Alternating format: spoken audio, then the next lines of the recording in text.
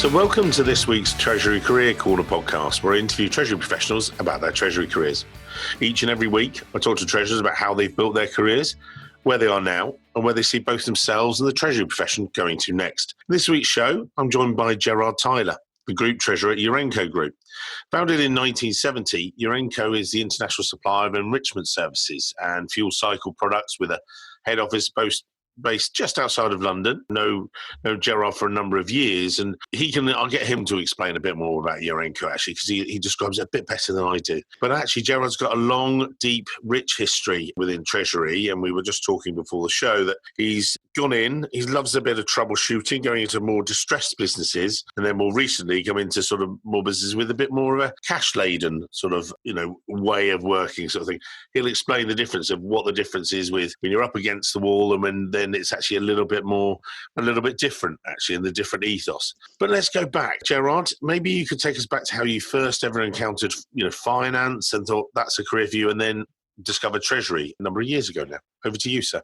Great. Well, good morning, Mike, and Morning. Thank you for inviting me on your show. So way back, my degree was engineering science, and I took economics papers as my option instead of doing mechanical engineering or electrical engineering. I took economics and found I quite liked that, and ended up becoming a chartered accountant with a firm, forerunner of Ernst & Young. And then when I qualified, like many others, I kind of take stock. What was I going to do next? And I'd spent quite a bit of time auditing banks in the city. A stock take in a gold vault was quite an intriguing thing to do, but also looking at bond trading arm of one of the banks. And I found I quite liked the technical products, but I didn't really want to go into work for a bank. I thought there was a lot of talent had gone into the city, and I couldn't see myself being an internal auditor in a bank for the rest of my days. So I then happened across a Treasury accounting role at Grand Metropolitan, which was a forerunner of Diageo, which incorporated the kind of technical interest in the financial products, but in a real world sort of business that was sort of trading with real customers and activities. So it sort of fitted the bill quite well with the technical complexity, but also the real commercial drive in the business. So I spent a couple of years at Grand Metropolitan. It was a time when Treasury was evolving, and back then we were one of the first companies to do a series of swaps of some debt using ISDA master agreements, which were only just coming in. So we've gone a long way as an industry since then. It makes me sound very ancient, but I'm sure I'm not really. But that was all the relatively early days of like the Association of Treasurers as well. So when I was coming into it shortly after that, there was sort of the professionalisation of Treasury, if you like. It was this accidental area, and then it sort of became a real profession. It hadn't been for many years, but it was suddenly evolved, didn't it? It was, and I worked with colleagues then who reminded me that it wasn't that many years since exchange controls had been lifted in the UK. So it's difficult to remember now, but in the 1970s and before, it wasn't possible just to go and do a deal and buy foreign exchange as you can today in Treasury. You had to go and get a license from the Bank of England to do all of that. So that wasn't my era, but I had colleagues who had experience of that. So it's easy to forget how open the markets are today. So after a couple of years at Grand Met, I moved on to Dunhill Holdings, which was the luxury goods brand. Again, an area that was probably relatively underdeveloped or unknown as an industry sector. But that was a fascinating business. We had a small treasury team. We held quite a lot of cash, which we were investing at interest rates as high as 15%, which is an era that's long gone. But also currency hedging was really important to the business. We bought most of our sort of luxury goods, pens and suitcases and clothing in continental Europe, so Swiss francs, Deutschmarks and Spanish pesetas, and sold principally to Japanese business travelers who buy these these goods in duty free and then take them back as business gifts to their colleagues and families when they got back from their travels. So the relative strength of the yen was incredibly important to the company, even though the cash came through, say, Singapore dollars or US dollars in duty-free shops around the world. But that currency hedging was so important to the business because we really needed to sort of protect the whole margin. And in a fashion industry, buying forward a couple of years, that was the cycle at the time. So it was important to hedging, and the treasury activities were really key to the business. So fascinating to be, and being inherently nosy about how businesses work and what goes on when you sit in the treasury department like that. There's not much happens in the business without some impact coming through you can see how the business is trading and how it's developing. Yeah. So I had several years there, then changed track a bit. I went to BET, which was a massive conglomerate. It had focused on business services, and they had acquired through the 1980s a huge number of businesses, some of which competed against each other and hadn't really been consolidated together. They then crashed and had several profit warnings in a row and a complete change of management. And I came in as the management team was changing. They had sort of dismissed almost all the Treasury department along with many of the other people in the finance department. So we really started from scratch. Huge emphasis on forecasting cash because the business had almost run out of money. It had accounting profits because they were very good at sort of magicking those from the air. But the real key thing was sort of generating the cash in the businesses. And that meant actually going out to a lot of the operating units and really helping to get the ethos of cash. How do we improve working capital and real focus across the business, and we had cash profit forecasts that were still declining, but the message coming out from the center was, if you can't get the profit, at least get the cash. Do whatever you can.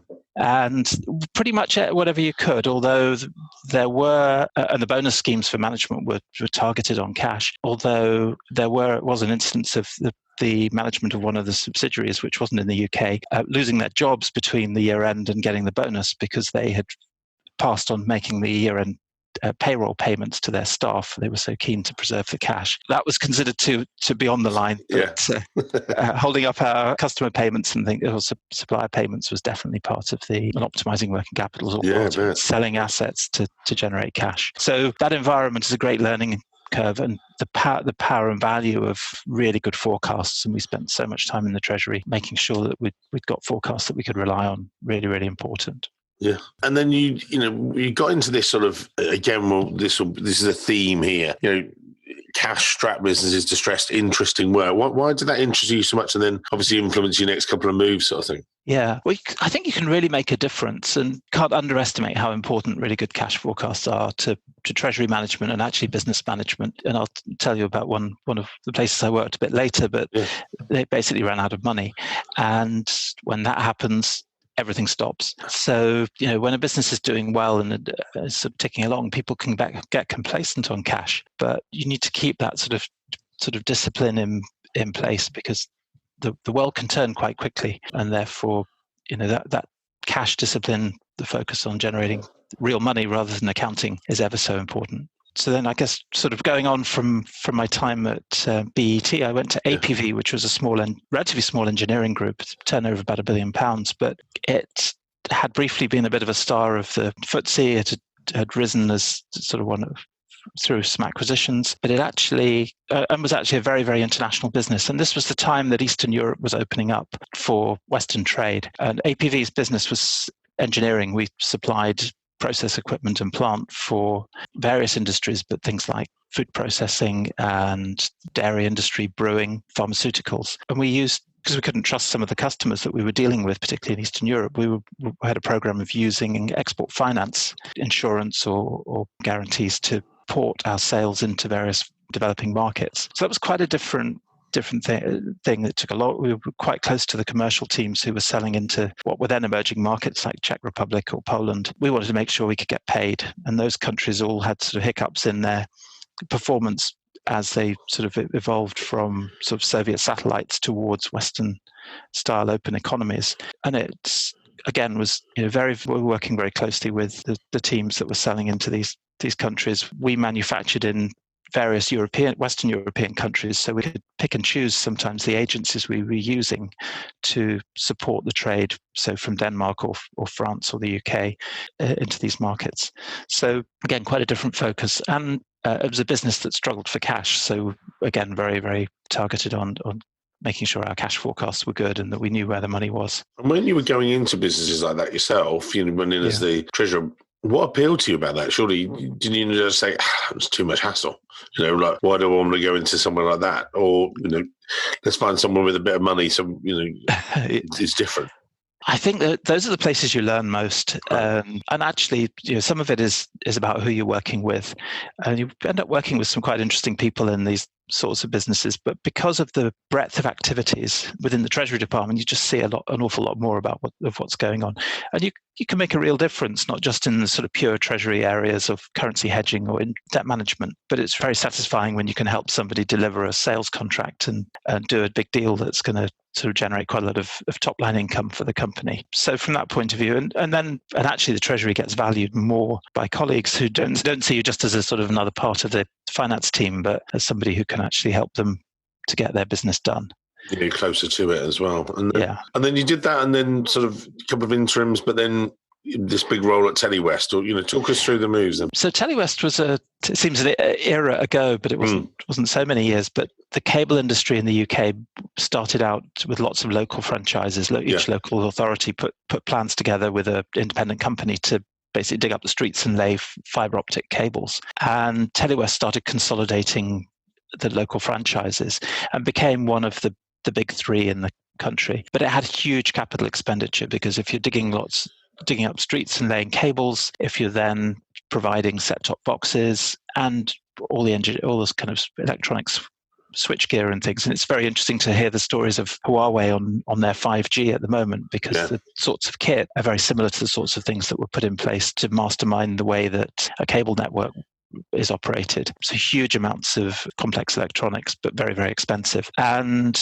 really the race was to get revenue growth from customers fast enough that we could get the cash flows in to pay for the capex that had been incurred. Right. And for both Telewest and NTL, we failed to do that. And at the time, Sky was rolling out, and they were our main competitor for digital TV and multi-channel TV. And it's difficult to remember now, but Sky almost went bankrupt with their digital rollout. And if they had, it would have been a very different story for the cable industry. But Sky sort of made it through with their sports rights, ended up dominating the offering, whereas the cable industries, it's probably fair to say, were a bit too engineering dominated and a bit less customer market focused. That changed a bit, but a bit too late. So having the best technology getting to somebody's house is not really a compelling sales pitch. Having the best products to the house. Yeah. The irony is that today, the cable networks are really, really valuable, because that's how high-speed internet is accessed. They're just taken over. Now where everyone's TV is. Yeah. So Virgin Media came out of the ashes of the cable industry, and I think has been a pretty successful business in its new guise. But we went through a big period of capital expenditure. We raised a lot of money in the high yield bond markets, and then there was a credit crunch, and we dropped 5 credit ratings, and we were already sub-investment grade, 5 notches in one day, then the game was over. Yeah. When you dropped down from double B to C, that was the message. It was time to change. And I remember going into the office one morning, and basically everybody who was in the finance team, who were in offices along the same wall that I was, were all called in one after another and told that we were going at various notices. Cost cutting really came the order of the day. But I'd already started then working with some of the bank's distressed debt teams, because the banks immediately as soon as you get into trouble, they change the relationship managers out, and the guys who live in the dark basements, whose job is to recover the debt, turn up. And so I'd started working with some of them. We've been giving them regular, really detailed cash forecasts of what the business was doing. And as I left Telewest, a couple of them came to me and said, look, we've got this business in Germany that we've just taken control of because we've enforced our security. Can you come and give us a hand? Because we need to turn around accountants in there, but we need to actually focus on the treasury there. Yeah. So I went and joined ISH, which was based in Cologne. I thought that was just going to be a short-term assignment for a few months, but ended up there for nearly 3 years. And the remit was, this business was now owned by the banks. The bondholders had lost everything. It had been spun out from Deutsche Telekom. It spent a huge amount of capital building out a modern cable network, but failed to make the impact on customers. And in Germany, customers already had multi-channel TV, so they weren't that bothered about buying even more channels, because they could have about 20 to choose from, which was different from the UK. But gradually, we got the high-speed internet product going. We started to switch that on. Yeah, we launched digital TV, and we started by launching it to into ethnic minorities in Germany, so Russian language, Polish, Italian, Spanish, Turkish, because they were underserved by the existing TV channels. So our first 100,000 digital TV customers were mainly focused on minority languages, and then gradually got momentum for digital for the German channels as well. But as you say, it sort of relating to your earlier example with Telewest, you go into the product rather than the actual physical infrastructure. It was much more, this is what people want to buy, and they'll pay for it. Exactly that. They don't buy a technology, they buy what travels on the technology. So you can see that with really successful brands like Apple. But having a phone that's a nice piece of kit is only half the story. It's really about how they use it and how they capture the ancillary revenue from that.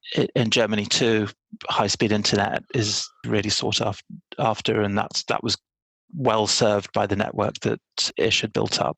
So I was there for nearly 3 years. We got the business stabilized. We brought the capital expenditure way down, found some smarter technologies for using the old copper networks that we had to provide digital services, and then having turned it around and started paying down the bank sort of interim finance debt that we had, then sold the business. We had a false start when the regulators didn't like the first people we were going to sell to, but we ended up selling it to a private equity owner of one of the neighboring regional franchises. And the banks doubled their money over the 3 years from the prices they were shown at the beginning. So it worked out very well and was a great sort of experience. I commuted back and forward to Germany, and I still don't have very much German language, but it was certainly eye-opening. An environment where you really could make a huge difference. Yeah.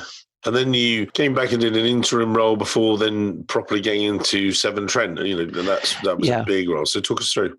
So Severn Trent, one of the biggest water companies in the UK. The water industry sort of runs in 5-year cycles where almost when you finish one, you start the next, but the regulatory cycles where the prices are set, the whole business plan and budget and plan is agreed with the water regulators. But once a new business plan is agreed for 5 years, that sets the revenue line, but it also requires the investment to follow. So at Severn Trent, there was a big capital program. It still spends a lot. All the water sector still spend a huge amount of money, and in truth, the reason for privatizing the water sector was that to meet environmental requirements, the water industry in the 1970s and 80s needed a huge amount of money spent on it, and government was never going to do that. So by privatizing, they accessed capital from the markets, and that continues today. They're all very big borrowers, and they've used private shareholder capital to finance these networks, and it runs into tens of billions that have been spent in the sector. So it was about borrowing. It was about getting really efficient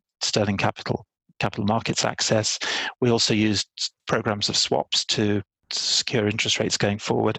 We issued some of the debt in index-linked inflation format because the very long-term growth of the industry was water prices go up by inflation plus or minus a factor. And so there is some linkage there. So quite an unusual market. And I was there through the financial crash and the banking crisis. And it was really interesting. I think I've never written so many board papers in succession as to when the banking crisis was on, because almost every week we were reviewing the counterpart banks and were we happy that they were still good for us, and could we rely on them for the facilities that they were promising us? Yeah. Did we want to put any of our cash with those banks? And in the end, we kind of got comfortable that, well, RBS has been rescued. The other really big banks in the UK are probably going to be bailed out by the government if they have to be. So they're probably okay. But a number of the other banks, we just said, look, we're not putting any money with them for the time being. We'll just wait and see what happens. Yeah. And in the end, for the banks that we had, it all turned out well. But you choose your bank group very carefully, because when the market turns down, it's not only the money you've got with them, it's the promises that they've made to you that need to be honoured. Yeah. So again, you have to be very focused on what's happening outside. So I had nearly 7 years at Severn Trent, went through a couple of the cycles, and then sort of and I did a lot of work on the pension scheme there as well, because being an ex-public sector organisation, it had a fairly strong pension scheme, a lot of very long-standing employees who were in a defined benefit pension scheme. It had been closed to new entrants several years before, but one of the major things we did just to de-risk the business in future was we said, look, we've got to stop this pension scheme. And auto-enrollment came along, where the law changed and every employee had to be put into a pension scheme by default. And we realised that of our workforce, half were in the defined benefit scheme, a quarter were in a defined contribution scheme and a quarter were in nothing. They'd never bothered to sign up. And we just said, look, we've got to we might spend the same budget, but we've got to spread it more equally across the workforce. We've got to get the quarter who aren't in the schemes into a scheme. So we designed a new defined contribution scheme and closed the defined benefit scheme to further accruals, and then agreed a deficit recovery plan as well, which we needed to get the scheme to a long-term solvent position to de-risk it. So it wasn't a question of having to close it urgently, definitely the right thing to do for the long-term health of the business. Yeah.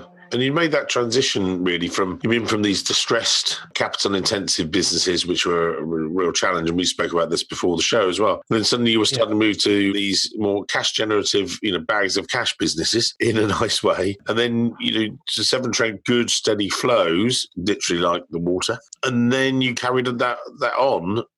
Took us through that next. So URENCO is a very, very unusual business. It's owned by two governments, the Dutch and the British government, also two German power utilities. It was set up in 1970 by intergovernmental treaty. Objective was to commercialize the technology for enriching uranium. Clearly that's very sensitive at one level because it's got weapons potential, and you can see that with what's going on in Iran today. So enriched uranium is a key part of nuclear fuels. It's so important that the governments wanted to make sure that they got fuel for the power stations that they were investing in, because if you're investing in power stations with a 50 or 60-year life, you need to make sure you can fuel it for that life. So URENCO was born out of that.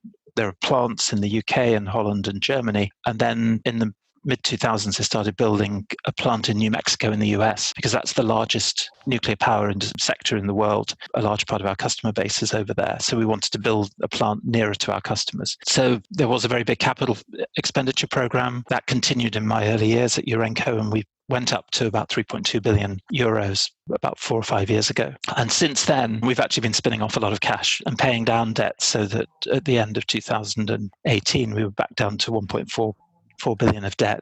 Incredible rate of cash generation, and that will continue for a few years. But we know that we're living on contracts that were put in place before the Fukushima incident in Japan, and that incident took out 10% of the nuclear reactor market at a stroke as they closed everything, and gradually they're reopening, but it's taking a long time to do that. And if you've got a market that's in balance and you take out that much demand, prices drop. And so the contracts we're signing today are nowhere near as lucrative as the ones we're executing now. Right. So we have a kind of one-time opportunity to harvest the cash on these valuable contracts. And we're doing that, using that to pay down debt, de-risk the business for the future. By the way, we closed our UK pension scheme here. We've put the Dutch one into a consolidator. So we're trying to look for areas of future risk that we should just manage today to put the company in a good state for the long-term future. Yeah. And you talk about that, and this is again related to something we talked about throughout your career. We joked before, you've had this very curious nature. You want to dig into things as well. But then one of the things, again, I said to Gerard, we had a pre-brief call, and one of the things I said, so what do you see as being key to Treasury? Is it all about the money? Is it all about this? And you said it. You took it outside of that. You said, look, it's all about your relationships. Both internal, external, making those work. Can you describe for again? Because we've got listeners here, particularly UK, European audience tends to be more junior guys. Some of them coming up, some of a US audience a bit more senior, and they want to know, sometimes they ask for war stories. They want to know what the treasurers see as being important. What do you see as being important? I think that one thing is actually move around the companies a bit, because that's where you learn. Because the shape of the cash flow is different, and you can hear from what I've said that I've worked in businesses that are very international. I've worked in those that are very debt-driven, worked in those where the back was to the wall, and therefore cash forecasting was essential to being able to pay the bills very shortly. And the shape of those different companies dictates how treasuries run. What are the things you do, and therefore you learn more as a treasurer. I think the other thing is pick good people to work for. I've been lucky. I've worked for some very good CFOs along the way. In my early career, I worked for some very good treasurers and treasury managers. Some were probably, fair to say, were a bit eccentric in their thinking, but were very, very smart people and well connected into the companies they worked for. So build your relationships. Make sure you work with good people above you and around you, and build good relationships with your colleagues in the finance team, the general counsel area, the legal colleagues, because you'll need those to help you put documents together. Tax teams inevitably, because they're often helping to approve payments and things, but they're also good eyes and ears about what's happening in the business. And how do you do that? You say build good relationship. Well, just go out to lunch with them, or how have you elicited that sort of getting close to them? That doesn't hurt, and it's but look for opportunities to work on projects together. Okay. Include them in if you're looking at doing something, make sure you include those sort of the right colleagues from those areas in your planning for Treasury activities and things you're going to do. If you start off on a project without including them, they'll probably derail you later on, because they'll think of something that affects them that you haven't thought about. So work with interdisciplinary groups, and we all sit very, very close to these colleagues in other teams. So, and it can be less informal too. People want to come to your desk and say, "Can you just tell me a bit about this letter I got about my pension scheme?" Well, yeah, that's a good way of getting to know colleagues. And also on the commercial side, because if the commercial teams are out selling in different places or to different types of customers, sometimes there's opportunities to say, look, we can help you. We can put together a trade finance package, or have you thought about structuring the payment stream you're going to get from that customer to protect the business? That might not be a very good credit rating you're dealing with, or it might be coming from a country that's got a poor record of paying. So keeping your ear to the ground with those guys. And they often don't think in terms of Treasury things, but you can bring them assistance, and you might say, well, why don't you structure it in a different currency? Then it works for them and it'll work for us. Yeah. And sometimes that gives them a bit of an edge when they're negotiating for a contract. Bring them into the world of Treasury. And obviously, as we approach the end of today's episode, because we'd like to keep it sort of what we want to do is sort of try and summarize, if you like. People will look back at your career, Gerard, and again, we'll put your LinkedIn profile in the show notes so people can connect to you there. But as you look back through, because you've got this incredible history where you've gone from sort of starting out Treasury, then distressed companies and more challenging times, and now sort of a different sort of side of the fence, if you like, and the money's coming in and things. There's that side of things, but also just generally looking back over your career, what sort of tips would you give to the summary? What are the 2 or 3 things people that should be thinking about again earlier in their careers, thinking, right, this is what you should be doing or thinking about? What would you say? I keep going back to it, but I don't underestimate the power of cash forecasting. So if there's a chance to work on cash forecasts and really get those going well, that's an absolute must grounding for anybody in Treasury. I think take your chances if there's opportunities to work in different areas or different kinds of companies. Sometimes you'll be surprised. You might end up somewhere you hadn't thought of. And particularly when I had spells of contracting in the past, there were 1 or 2 places I worked where I probably wouldn't want to work long term, but really interesting for just small periods of time to learn about something different. And an example, I worked in Lloyd's of London for a few months at the insurance industry.